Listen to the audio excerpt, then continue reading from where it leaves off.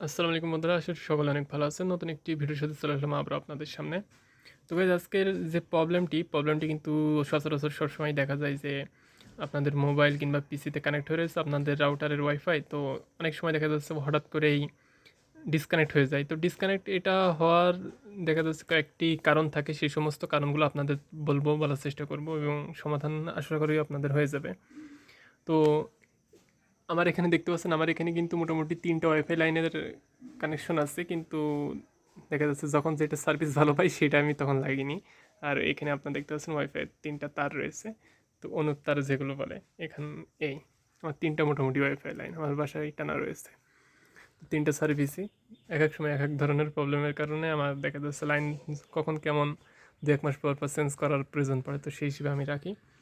তো মোটামুটি আপনাদের অনেক সময় প্রধান যে কারণটি থাকে, অবশ্যই আপনাদের রাউটারটি ভালো ব্র্যান্ডের হওয়া চাই।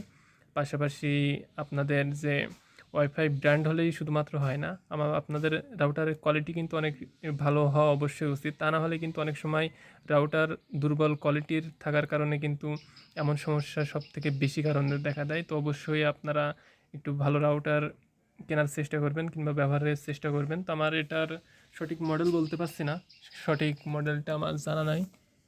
তো যাই হোক, এটা কিন্তু মোটামুটি 1,200 1,500 1900 থেকে 2,000 টাকার মতো প্রাইস পড়েছিল আমার এই টিপি লিঙ্কের রাউটার। এটা নতুন একটা রাউটার।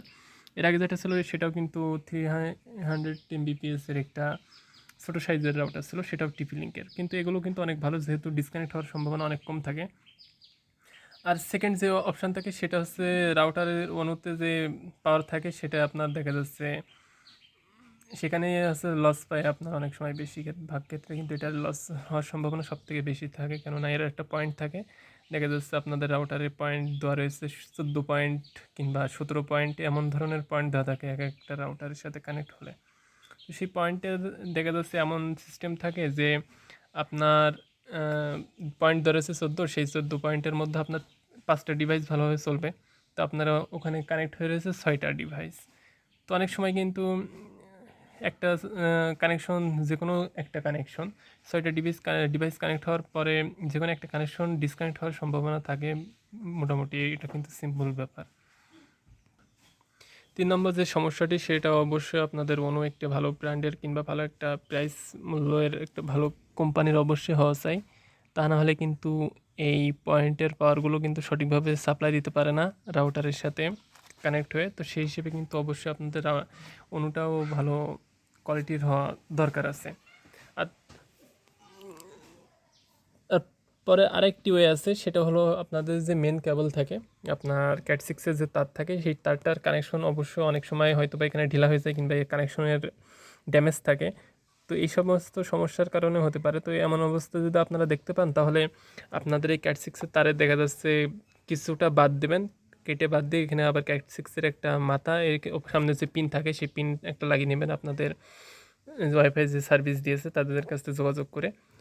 এই একটা সমস্যা থাকে সবথেকে বড়। আর সবথেকে বেশি সমস্যা হয় গাইজ, এই যে তার রয়েছে হলুদ কালারের, তার নাম আমি সঠিক বলতে পারছি না, কিন্তু এটার কারণে কিন্তু সবথেকে বেশি হয়, কেননা এই তারটা কিন্তু এর মধ্যে একবার কাঁচের টাইপের পাতলা পাতলা তার থাকে। তো যে কোনো সময় যদি একটু বেঁকে যায়, হাতের একটু চাপ পড়ে বেঁকে গেল, দেখা যাচ্ছে এর থেকে কিন্তু সার্ভিসের অনেক প্রবলেম দেখা দিতে পারে। তো এটার কারণে কিন্তু সবথেকে বড় সমস্যা একটা ঘটতে পারে। তো এর জন্য অবশ্যই দেখতে পাচ্ছেন এখানে তারের কোয়ালিটিও কিন্তু আপনারা দেখলে বুঝবেন, যে এখানে গাইজ একটু দেখলে বুঝতে পারবে না ক্লিয়ার হচ্ছে কই। তো কত এটাতে দেখতে পাচ্ছেন কত পাতলা একটা তার, যে কোনো সময় ভেঙে যেতে পারে। তো